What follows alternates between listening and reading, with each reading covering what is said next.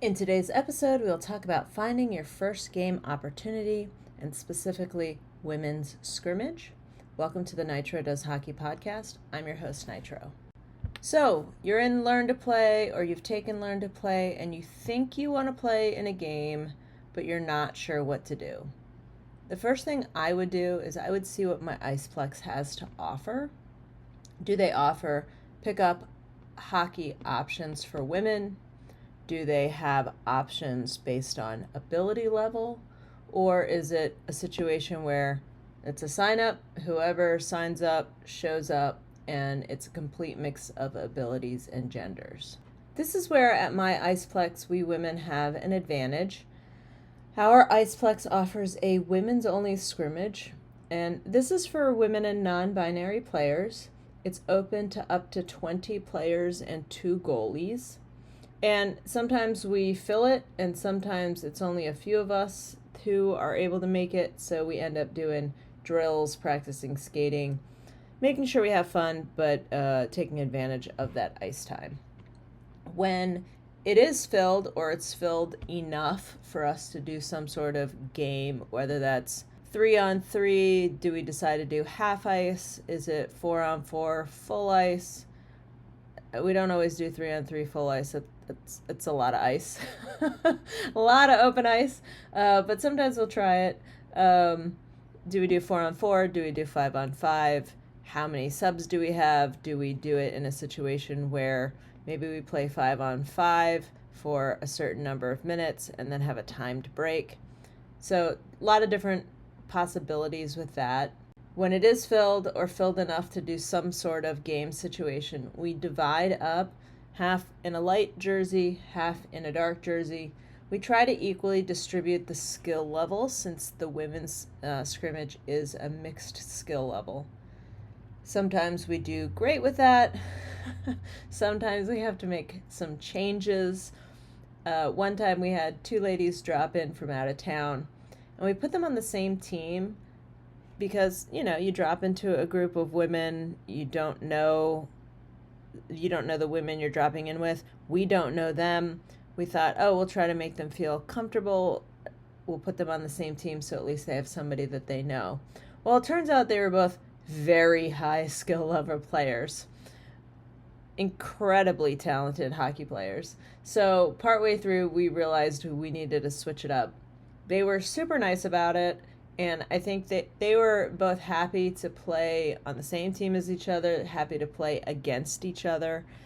I think they were just happy to be visiting a place that had a women's opportunity and able to be there and meet new people in a friendly, welcoming environment. So they're great. They drop in periodically from time to time, and we're always happy to see them. We just know to make sure that they're not on the same team. What has been so great about our women's scrimmage is that we do have a pretty wide variety of skill levels. We have some high-level women who, they come here to practice some skills and moves in like a live competition format before they maybe take it to their rec league teams, which are a higher level of skill and competition. So that's one reason those high skill level women might come. But what's really cool is that they also do a great job of helping and setting up some of the newer players for success. In my experience, they could easily, take a puck, stick handle around many of us, literally like doing circles around us, and score. But that's not why they're there. And honestly, I don't even think that would be fun for them. They really want to practice, sure, but they also want to build community. They want to expand the game. They want to make women feel like they belong, show us what's possible, and set us up for success. We also have women who are just learning to play, and the women's scrimmage has been a really nice, supportive, low-pressure way for them to get some game experience under their belts. We also have women of all ages. Our women's scrimmage allows for high school students to join us, and the minimum age has changed a few times.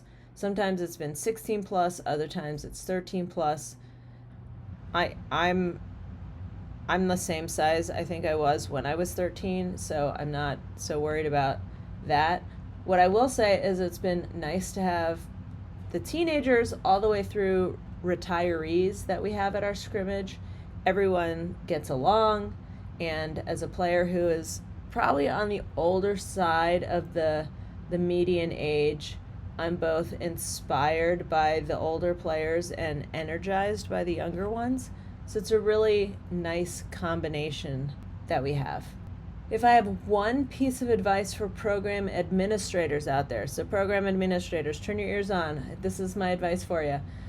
Please, please, please avoid scheduling the women's scrimmage and the rec league games that most women play in. Please avoid scheduling the same day, night. There will be better attendance at the scrimmage, and you'll be able to grow the women's program more if you have multiple opportunities for women to play in safe and supportive spaces. So right now, the league I'm in, which is we do not, at my Iceplex, we don't have a women's only rec league. We have co-ed, which is fine for me. We have 4 divisions. We have gold, we have silver north, silver south, and bronze. Bronze is the least experienced, lowest skill level. That's where I am. That's where a majority of the women play, is in bronze. We do have a few that are in silver south, and I think 1 or 2 in silver north. The bronze plays on Sunday nights, and women's scrimmage is typically on Sunday mornings. So it's really hard in many cases to find time in your schedule to be at the Iceplex, both in the morning and at night.